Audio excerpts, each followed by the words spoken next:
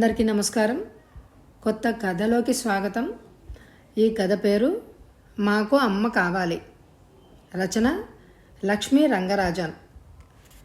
ఈ కథ విపులలో 2014లో ప్రచురింపబడింది. చదువుతున్నది దేవి.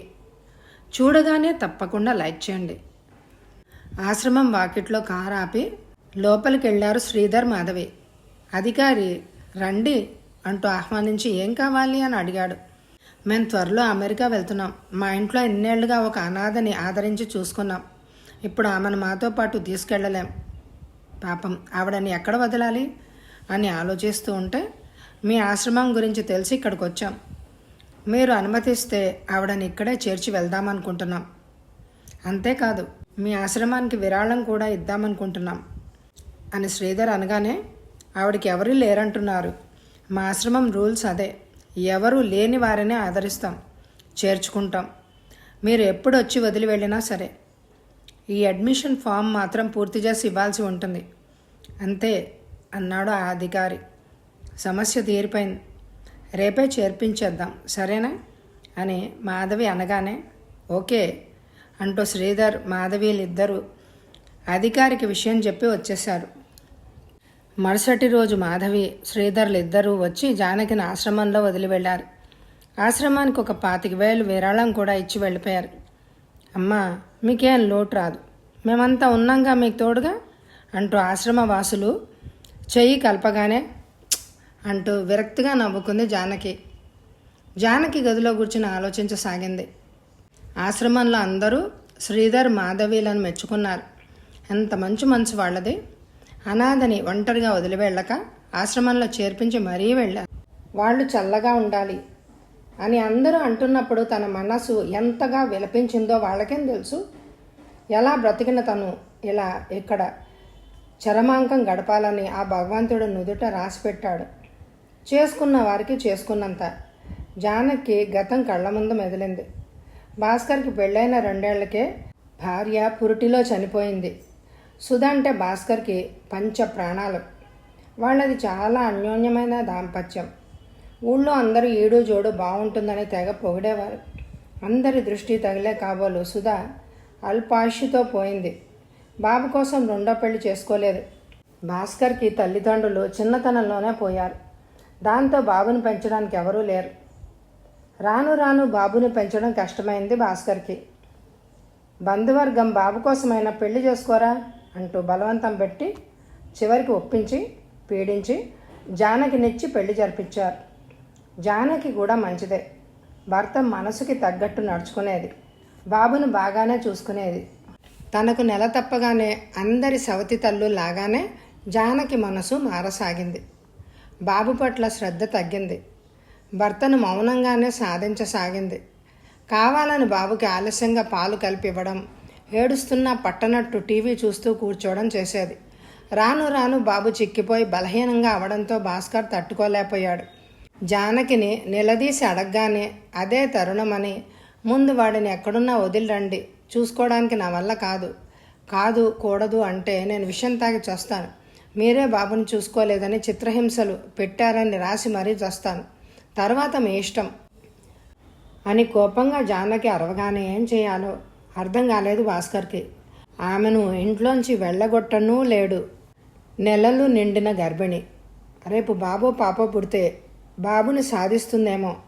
నా బాబు ఎక్కడున్నా క్షేమంగా ఉంటే చాలు అని తీర్మానించుకుని భారమైన మనసుతో ఒక అనాథాశ్రమం వాకిట్లో బాబుని వదిలేసి వచ్చాడు భాస్కర్.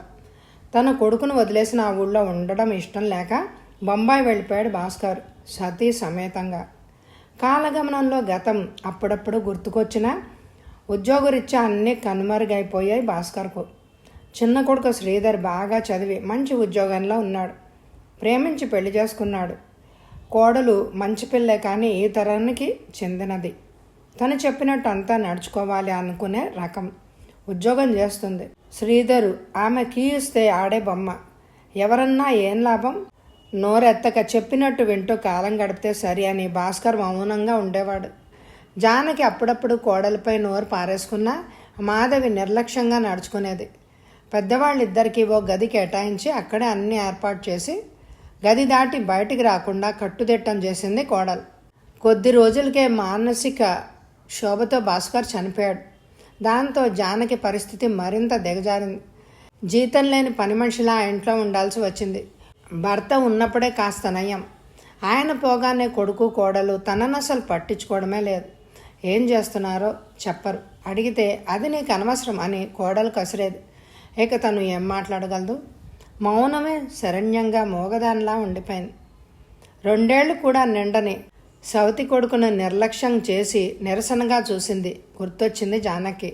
అందుకే భగవంతుడు తనకి శిక్ష విధించాడు కాబోలు. ఆ తల్లి శాపమే తన కొడుకు కోడల రూపంలో పగ సాధిస్తున్నట్టుంది అని బాధపడేది. అనుభవించక తప్పదు. కనీసం ఇంట్లోంచి బయటికి గెంటకుండా ఉన్నారు, అదే చాలు అని సంతృప్తి పడేది పాపం జానకి. ఎదురు చూస్తున్న అమెరికా జాబ్ దొరికింది శ్రీధర్కి. ఇక కొడుకు కోడలు ఇద్దరికి భూమి మీద కాలు ఆనడమే లేదు. త్వరలో వెళ్ళిపోవాలని ప్రయాణ సన్నాహాలు మొదలుపెట్టారు. ఇంటిని అద్దెకిచ్చే ఏర్పాట్లు చేశారు. జానకి లోపల చిన్న ఆశ తనను కూడా తీసుకెళ్తారేమోనని. అమెరికాలో ఎవరి పనులు వాళ్లే చేసుకోవాలి. ఇద్దరు ఉద్యోగానికి వెళ్తే మనవరాల్ని చూసుకోవడానికి, ఇంటి పనులు చేయడానికి తను కావాలి. అందుకోసమైనా పిలుచుకొని వెళ్లాల్సిందే అని అనుకుంది. ఓ వారం రోజుల క్రితమే తెలిసింది తనను అనాథాశ్రమంలో చేర్పించే ప్రయత్నంలో ఉన్నారని. నిలదీసి అడిగితేనేమో ఒంటరిగా ఉంటావు, ఈ ఇల్లు నాది, నీకుంటూ ఏముంది, నిన్ను మాతో తీసుకెళ్లడం, మేము ఇండియా తిరిగి వచ్చేది కష్టం, అందుకే ఈ ఏర్పాటు. పాపని డే కేర్ సెంటర్లో వేస్తాం, అక్కడ మాకేం లోటు రాదు. అయినా అక్కడ వాతావరణం నీకు పడదు, చూసుకోవడం నా వల్ల కాదు, అందుకే ఈ ఏర్పాటు చేస్తున్నాం. ఆశ్రమానికి కొంత డబ్బు విరాళంగా ఇస్తున్నాం. నీకేమైనా అయితే వాళ్ళు దగ్గరుండి చూసుకుంటారులే, నీకే ఇబ్బంది ఉండదు, నిశ్చింతగా తోటి వాళ్లతో హాయిగా ఉండొచ్చు అని కొడుకు కోడలు అనగానే నిజంగానే మాటలు రాని మోగదైపోయింది జానకి. ఆ పసికందుని ఏడిపించిన పాపమే నిన్నిలా ఏడిపిస్తోంది అని మనసు దెప్పి పొడుస్తున్నట్టు ఫీల్ అయింది.